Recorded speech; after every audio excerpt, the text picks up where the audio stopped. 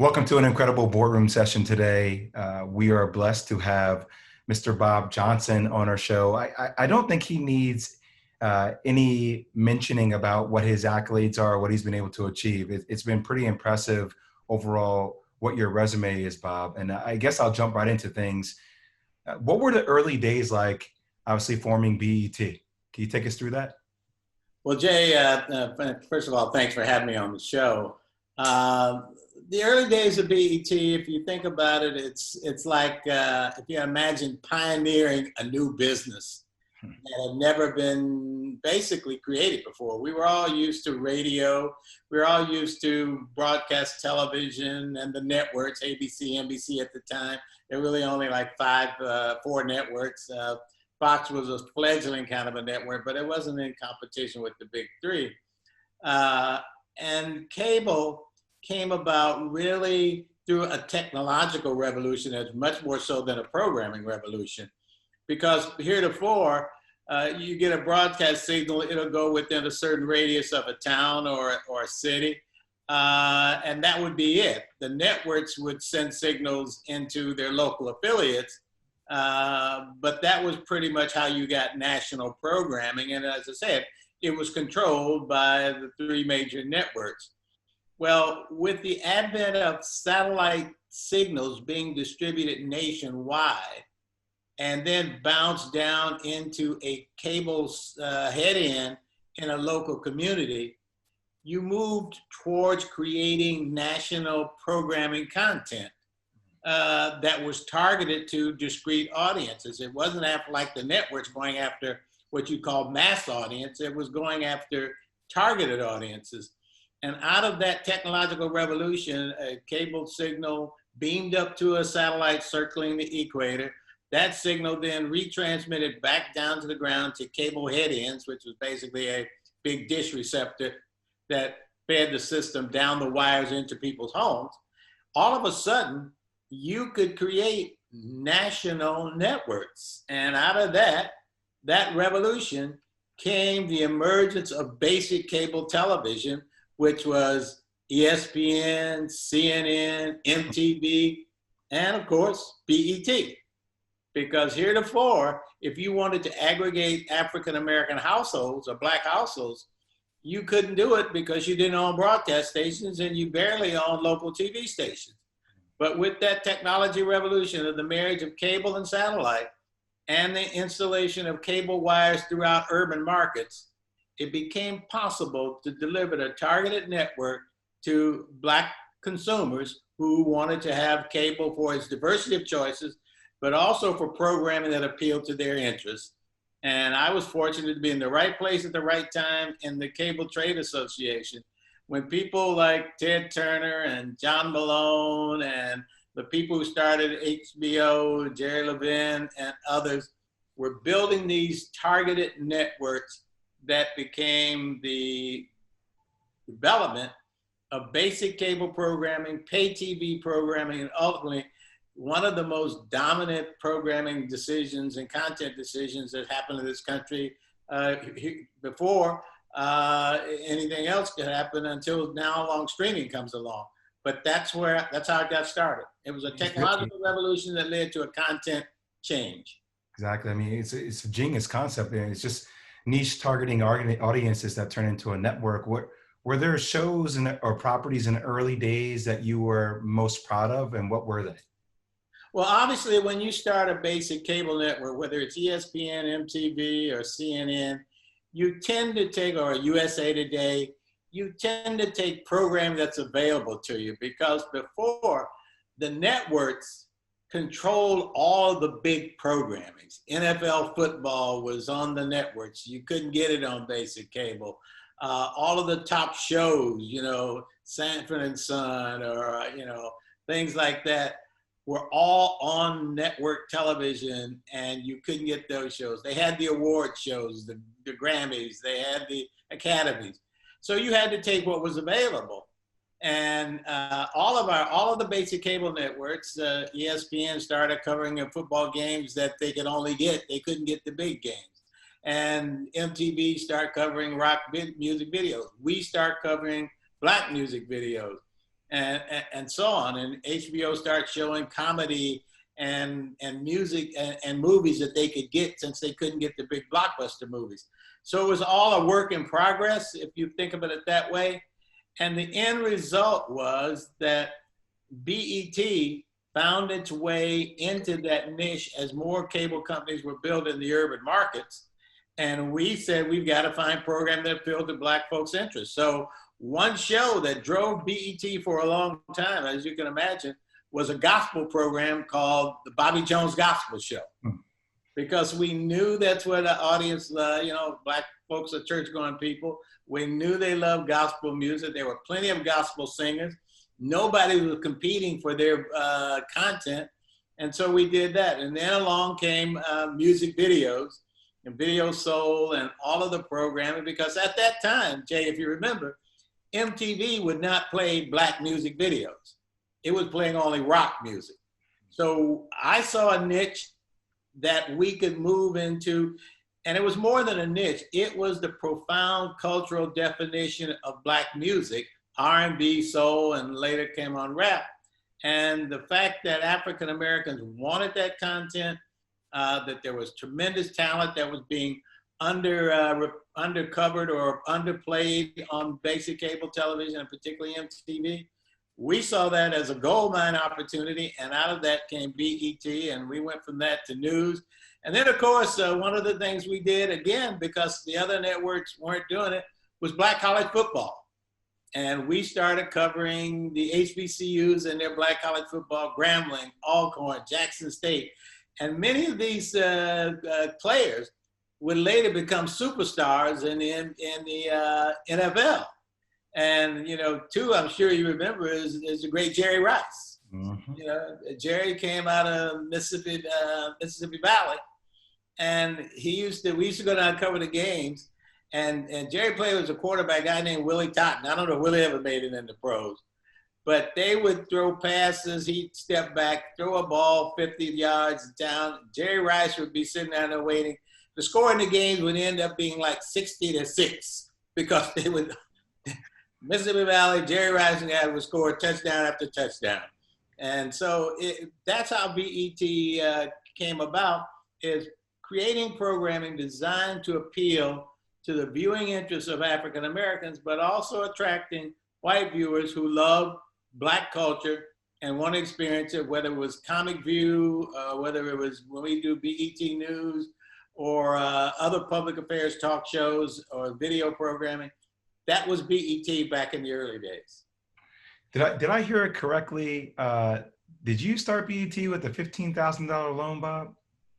I started BET with a $500,000 loan. Okay, way off. All right, way off. But still not a... You weren't too far off. I think you got 1 0 off. Yeah.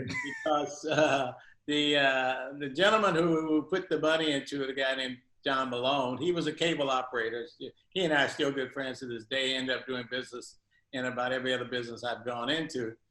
And the deal went just like this, Jay. It's an absolute true story. I went to him, he said, Bob, how much do you need to start BET? I said, $500,000. He said, I'll tell you what I'm gonna do. This all took 20 minutes. He said, I'll tell you what I'm gonna do. I'm gonna buy 20% of your company for $180,000, and I'm gonna loan you $320,000. So $320,000 and $180,000 is $500,000. And he said, I'll tell you what, here's what I'm gonna do. When I do this deal, you will be the 80% owner and I'll be the 20% owner. And he said, Bob, is that a deal? I said, John, that's a deal. What John Malone didn't know at the time is, had he said, I'll be 80 and you'll be 20, Bob, I would have said, John, that's a deal. But the result of that, though, John, one of the greatest friends I've had and a tremendous mentor for me and others, John never sold a share of BET. During the 20 years we owned the company before we sold it to Viacom. So if you do the math, the 320, the 180 was equity. The 320 was debt. The debt got paid back, obviously. The 180 of equity, when we sold the company to Viacom for approximately $4 billion, John's 180 netted him about $800 million in profit because he never sold a share. and that was BET. We went public, we went private, and then Viacom bought it, and that's sort of how that relationship worked. But like I said, I want that guy I have the utmost respect for and friendship for. That's incredible. And when you talked about Jerry Rice and the building of content around HBCUs, I think that's something that's at the, the foresight that is happening right now. You have a lot of younger African-American athletes that are looking to be more involved with HBCUs, and it's becoming bigger and bigger and bigger. When you first got into sports, how did that potentially segue into you becoming one of the owners, the first majority owners of the Charlotte Bobcats? Well, the sports was part of our programming effort. We had to find programming where we could find it. I used to have this philosophy about trying to, when you say what you're going to put on BET program, I would say it's what I call the 3 N's. It's either in studio, in the can, or in existence. So Black college football was in existence. They were going to play whether we showed up or not with cameras or not. They were going to play. The other networks, the big sports networks, were not chasing down Black college football. So we saw an opening, and when we showed up to do Black college football, it was something that gave our audience something that they couldn't get any other place. And that was a unique aspect of cable. The idea was to deliver to target audiences or niche audiences content that they couldn't get other places. And that's why, ESPN survived, and that's why MTV, BET, and CNN, because we were differentiating ourselves from what was on what we then called regular TV. Mm. And that kind of segued into you obviously being with the Charlotte Bobcats, and you were the first Black majority owner of a team. Can you take us through what that experience was like breaking into that league, and how challenging was that?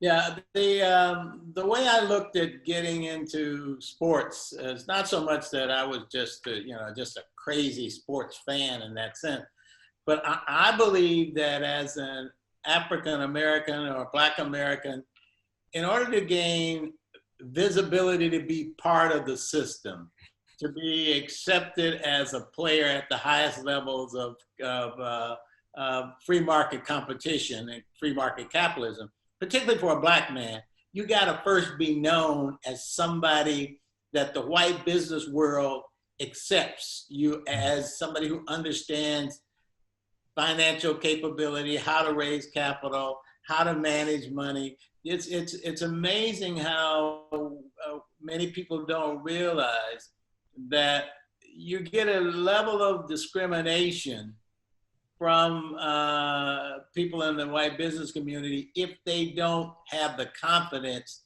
in your ability to be part of what I call part of the system, a part of the game. And if they don't believe you're able to be transparent as required in every business, that you have the business leadership and integrity to manage wealth and to manage investment value. If they don't know you, they may read about you, but they don't know you if you can play at that level.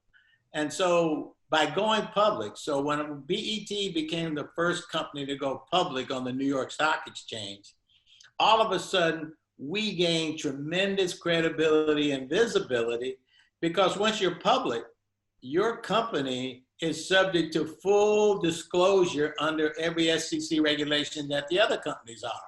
So all of a sudden, they know the value of your stock. They know what your compensation is. They know your fundamental balance sheet. Everything about your business, they know because it's there. And all of a sudden, when they see that and they know that you can operate a business, all of a sudden you become accepted. So to me, I start believing that if I could be first in a lot of areas, all that would do would enhance my credibility to do business in a free market capitalist system. So when I became the first African American to take a company public on the New York Stock Exchange, the first African American company when I sold the company to Viacom to have a net worth in excess of $1 billion. Then the first to buy a basketball team in the NBA. All of those firsts Jay, if you think about it, they just add credibility. Because when the white business community starts looking for somebody to do business with, if they're black, the first thing they say, what do we know about this guy? If you got a private company and say you're worth this, they don't know whether it's worth $1 or worth, $100 million. They don't have the data. But when you're public and when you're able to play in that league with them in terms of their view that you can compete at the level that they can compete, all of a sudden your credibility goes through the roof and opportunities flow. You start getting on board seats. You start getting offers to do joint ventures. And that's sort of the way I've done it. And you know this all well. I mean, you remember how the magazines, Ebony magazine back in the day would always have this story: the first black lawyer to be at a big law firm, the first black doctor to be at a hospital, the first black. And still today, there's that, if you're the first black, you're going to get visibility. So that was it. So when the basketball opportunity came along, I said, gee, here's something where I could, again, be a first and something that I think I could do. And the two banks in Charlotte and some local Charlotteans invited me to come in and be the lead, because the NBA, I think, was looking for a black-owned team in that market, or looking for another team in that market, since the other team was going to be leaving. And it occurred to me this would be another way to add a first. And it came down to a simple, what I learned, and I think everybody knew at the time, that under David Stern, it wasn't a matter if you were black, that might help, but what really matters is if you could pay for the team. If you recall, I was up against some other bidders, but most prominently Larry Bird. And unfortunately for Larry, but fortunately for me, I had basically had more liquidity and more ability to buy the team than Larry. And of course, my credibility and my background had already been established based on running a public company, creating that kind of value, being on boards. And the league basically made the decision at that time. It was based on your ability to pay for the team. Had I not had the money to pay for a team and been an African-American person showing up, no way in the world I would have gotten that team. Wow. And after your run with Charlotte, was it intentional, you selling it to another African-American and Michael Jordan, or how did that relationship come to fruition? Well, Michael is not just another African-American. So no, I understand. Yeah, it's about making money at the same time as well. He's Michael Jordan. But no, Michael and I have been friends before I got the team. We were friends before while he was still playing with the Bulls, and then later on when he moved to D.C. to be part of the Wizards organization and then play a little bit. And I wanted him to be involved with me from the very beginning, even when he was taking the position to work with the Wizards. And I sort of kept hinting at him, Michael, why don't you come with me? And he said, no, I got this opportunity to do this thing with the Wizards. And he ended up doing it. And then when that didn't work out the way he wanted, he was sort of back out in the market. He was looking around at other teams, looking around at things. And Michael's the kind of guy who wants to run his own show, and I understood that. But I kept asking him, look, why don't you come down? You know a hell of a lot more about basketball than I do. You and I have been friends. We can work together. So come on and take the responsibility of, managing the team. He finally decided to do it after me begging him a lot to do it. And he ended up managing the team.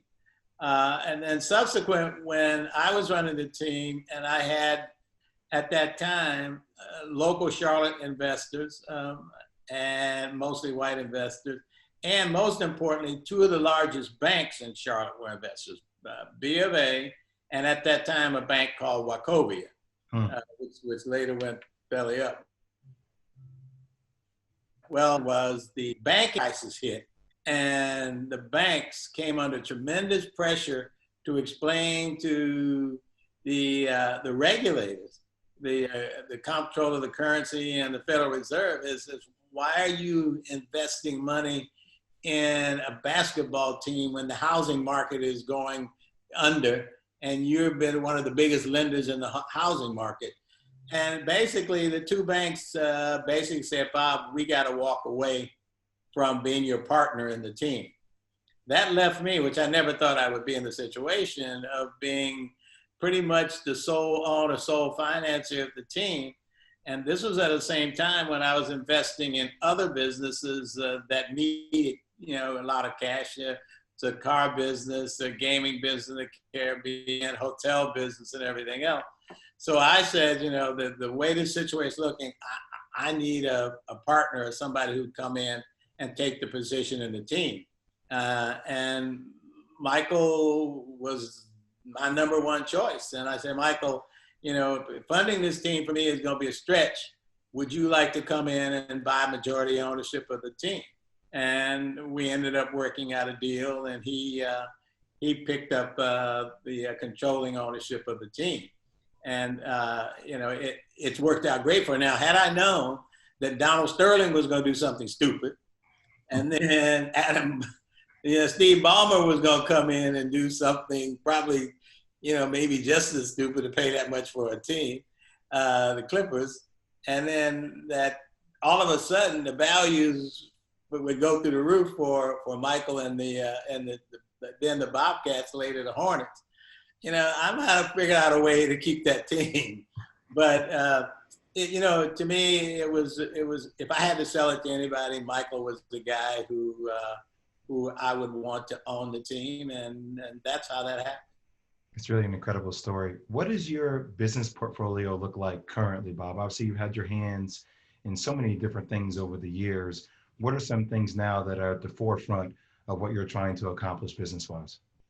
Well, in our business, we once I sold Beatty to Viacom and did other things, I created basically a family holding company, mainly running my own capital in partnership with other companies and mainly majority-owned companies to some extent, because people would see me, as I talked about earlier, of bringing a lot of credibility, a lot of business acumen, a lot of business knowledge to a deal. And they knew I had if you would, the sort of the good housekeeping seal of, hey, these guys run public companies.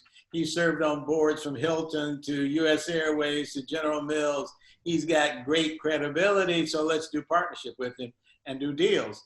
So that to me was an opening, and there are other people like that. Magic Johnson is a perfect example of somebody who has that kind of credibility to do deals. Obviously, Michael, Oprah, there are other people who have that kind of credibility because people look at them and say, these guys know how to create value, know how to manage wealth, and have a commitment to transparency and integrity. And those are the key cornerstones of any kind of business relationship. So what I did was, again, went out, and first business I got into was the hotel business, the hotel real estate business. Created a hotel real estate development fund, raised about $3 or $4 billion through two or three funds, and bought hotels and became the largest African-American owner of hotels in the country at that time.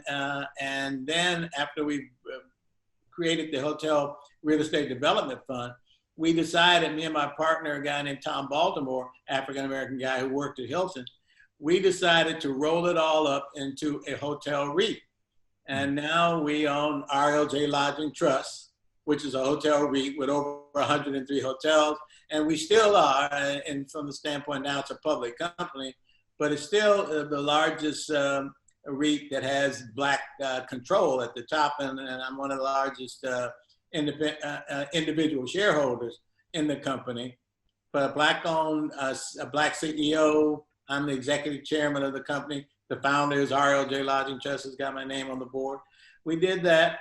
And then subsequently, I got a call from Mac McClarty, who was built in the White House. He asked me if I wanted to get in the car business. I didn't know anything about the automobile dealership business. He did. But he said, Bob, this is something we can do together. The manufacturers of cars want to have Black-owned dealers.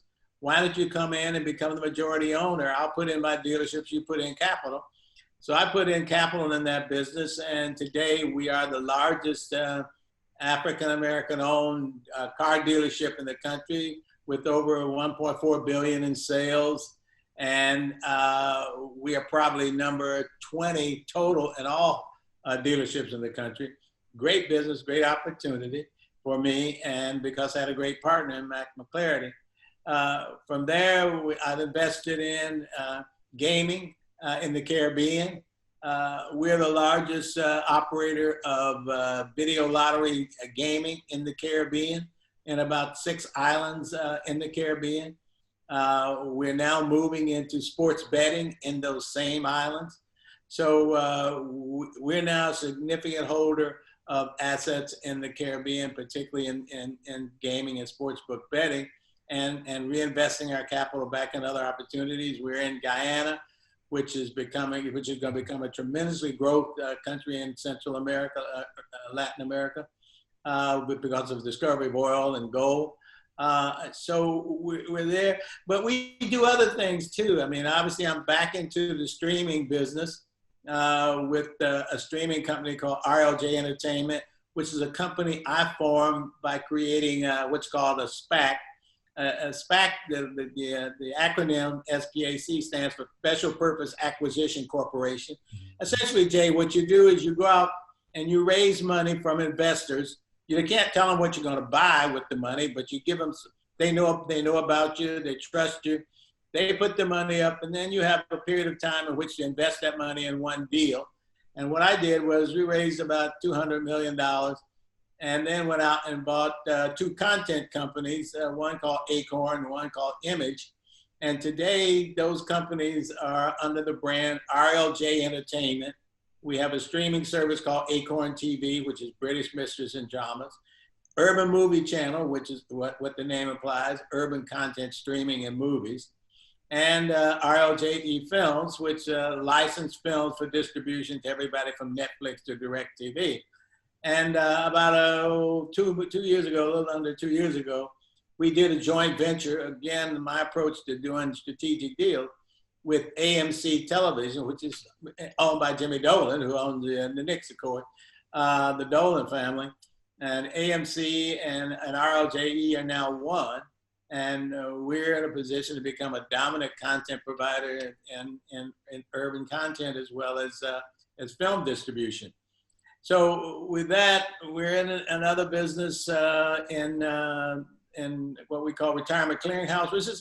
This business is probably one I'm most proud of, in the sense that the purpose of the retirement clearinghouse is to provide retirement savings particularly for Black Americans, to prevent them from cashing out of their 401k account. As you know, Jason, people who work, their money is usually reserved for them in investments in 401k accounts because they're no longer these defined pension plans where the companies have to pay a pension when you retire. But a 401k is the way most people accumulate retirement savings. Unfortunately, African Americans tend to cash out when they change jobs.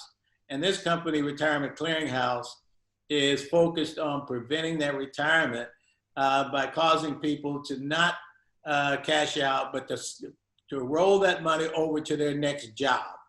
And we believe that business, as we market it, and we're doing that now, talking to some of the large companies and the large record keepers who manage 401k accounts, will be worth a significant amount of money. But more importantly, we think over a generation, this will put over $150 billion of retirement savings back into the pockets of Black Americans, because they will no longer be cashing out, losing the retirement upside, and at the same time paying taxes when they cash out their 401k account.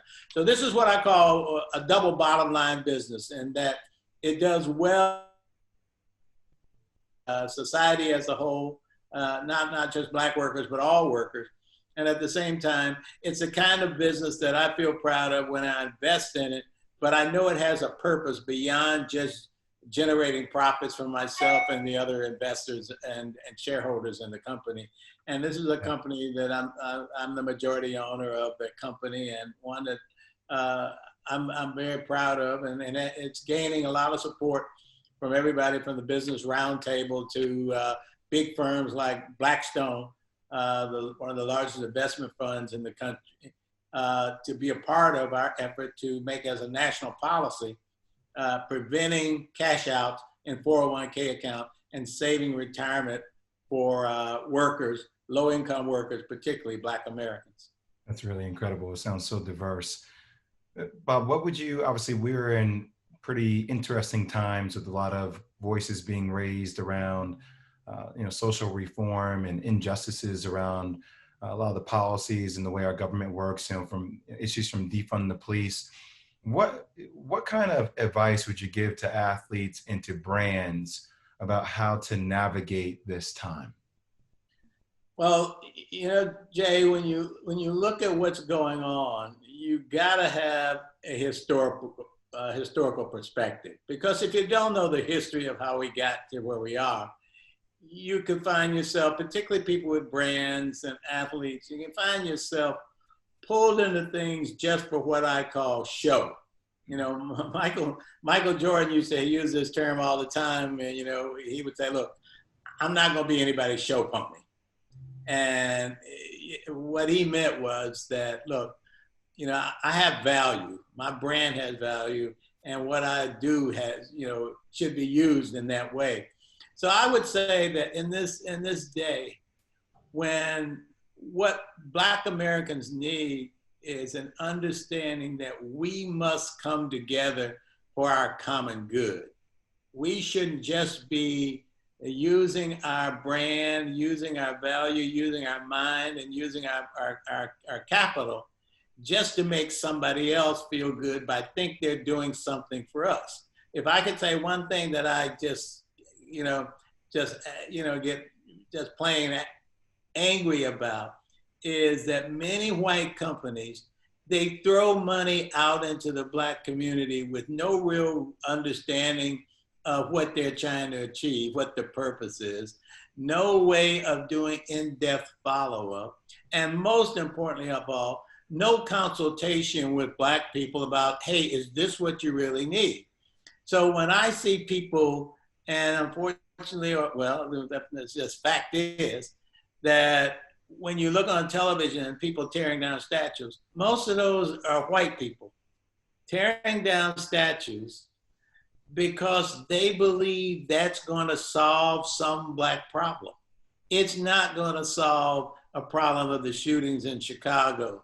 It's not going to solve the wealth gap, which white Americans have $170,000 of income, and average Black family has 17,000. You can tear down every Confederate statue you want.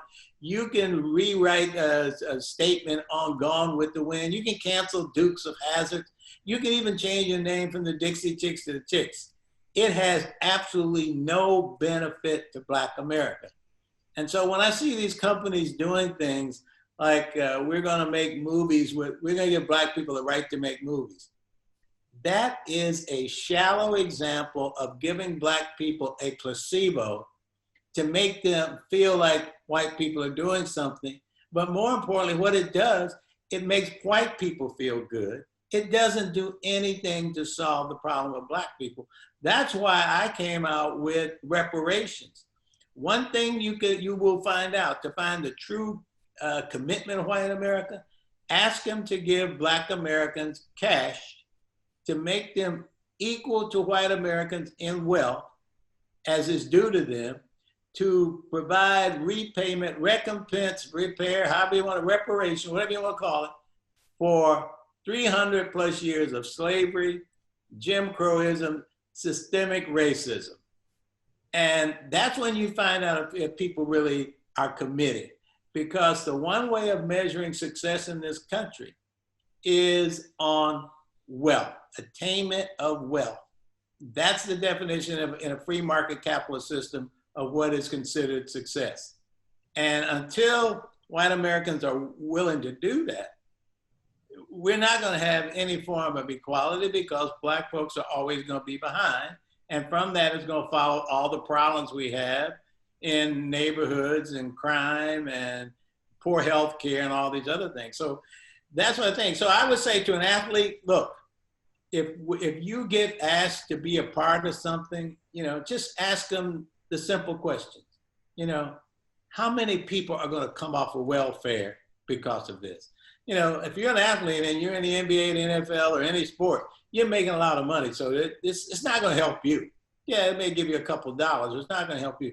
How many people are going to be off of food stamps because of this? How many young Black kids are going to be able to go to college because of this? Will Black home ownership be equal to white Americans because of this?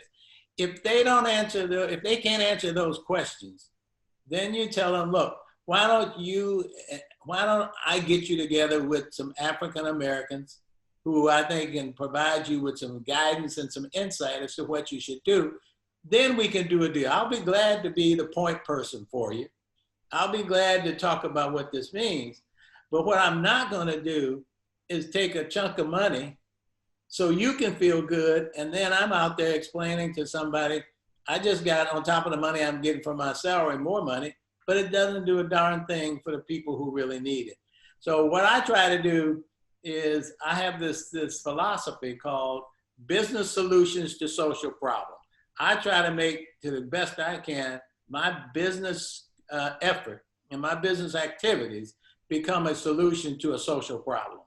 And that's the only reason to have money, because as you can't take it with you. As Denzel Washington has often said, there's no hearse behind a funeral. I mean, there's no U-Haul behind a hearse at a funeral. So you can't take it with you. So you might as well deploy it in some ways to change the problem. And one of the ways to change the problem is to get white Americans to understand that taking down, rewriting a script to Gone with the Wind is going to do something for Black people. Or canceling the Dukes of Hazzards is going to solve some Black problem. Like I said, that's a placebo. It's paternalistic, and it has absolutely no benefit whatsoever to Black society. Bob, I really appreciate you giving us the time and sharing your wealth of knowledge. It's what you've been able to accomplish is unheard of, and how you're really creating change by utilizing your voice and your competency to articulate to hundreds of thousands of people about these types of issues. I can't thank you enough, and we can't thank you enough from the boardroom. So thank you so much for your time today. I really appreciate it. Jay, thanks for the opportunity, and continued success to you and Kevin.